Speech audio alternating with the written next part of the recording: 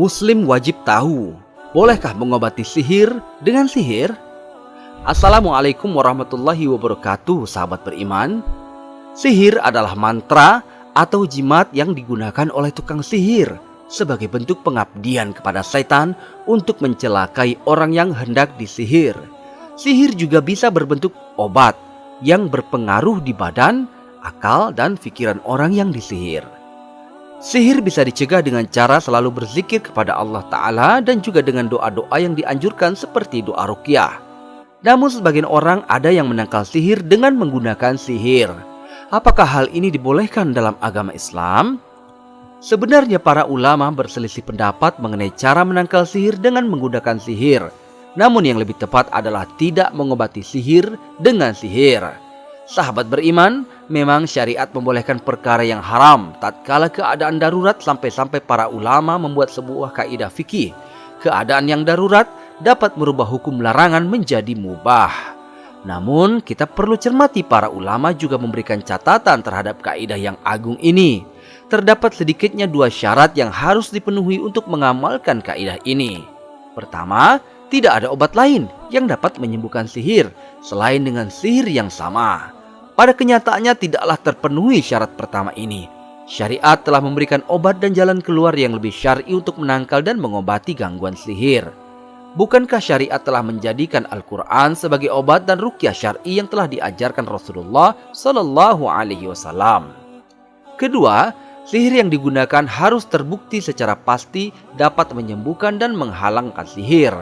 Dan setiap dari kita tidaklah ada yang dapat memastikan hal ini karena semua hal tersebut adalah perkara yang gaib. Maka dengan ini jelaslah bahwa mempelajari sihir apapun alasannya adalah terlarang, bahkan diancam dengan kekufuran. Allah Ta'ala telah tegaskan di dalam firman-Nya surah At-Taha ayat 69. Dan tukang sihir itu tidaklah menang dari manapun datangnya. Adapun datang kepada dukun dengan tujuan supaya mencarikan buhul atau ikatan tersebut, maka tetap tidak diperbolehkan. Karena dukun tersebut tidak mungkin mendapatkannya kecuali dengan bantuan jin pula. Dan jin tidak akan mau membantu manusia kecuali setelah manusia itu mau kufur kepada Allah. Allah Ta'ala berfirman mengabarkan ucapan para jin dalam surah Al-Jin ayat ke-6. Dan bahwasanya ada beberapa orang laki-laki di antara manusia meminta perlindungan kepada beberapa laki-laki di antara jin. Maka jin-jin itu menambah bagi mereka dosa dan kesalahan. Sebagaimana sabda Rasulullah Sallallahu Alaihi Wasallam dalam hadis riwayat Ahmad, barang siapa yang mendatangi seorang dukun atau tukang ramal, kemudian membenarkan apa yang dia katakan, maka dia telah mengingkari apa yang diturunkan kepada Muhammad Sallallahu Alaihi Wasallam. Seandainya Allah mentakdirkan kesembuhan, maka inilah rahmat dan anugerah Allah.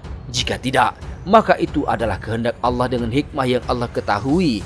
Kewajiban kita hanyalah berusaha, sementara hasilnya hanyalah di tangan Allah. Dan musibah yang menimpa seorang mukmin kalau dia bersabar, maka akan menjadi penembus dosa atau pengangkat derajatnya. Rasulullah Shallallahu Alaihi Wasallam bersabda dalam hadis riwayat Al-Bukhari dan Muslim, tidaklah menimpa seorang mukmin sakit yang berkelanjutan, kelelahan, penyakit, dan kesedihan, sampai rasa gelisah resahnya, kecuali Allah akan menghapuskannya dengan sebagian kejelekan-kejelekannya. Lebih baik kita bersabar sebentar untuk mendapatkan kebahagiaan yang kekal daripada bahagia sebentar namun harus mengorbankan akidah kita. Kita berdoa pada Allah dengan namanya yang paling baik dan sifat-sifatnya yang paling tinggi untuk menyembuhkan saudara-saudara kita yang sakit. Sesungguhnya Dia Maha mendengar dan Maha mengabulkan doa.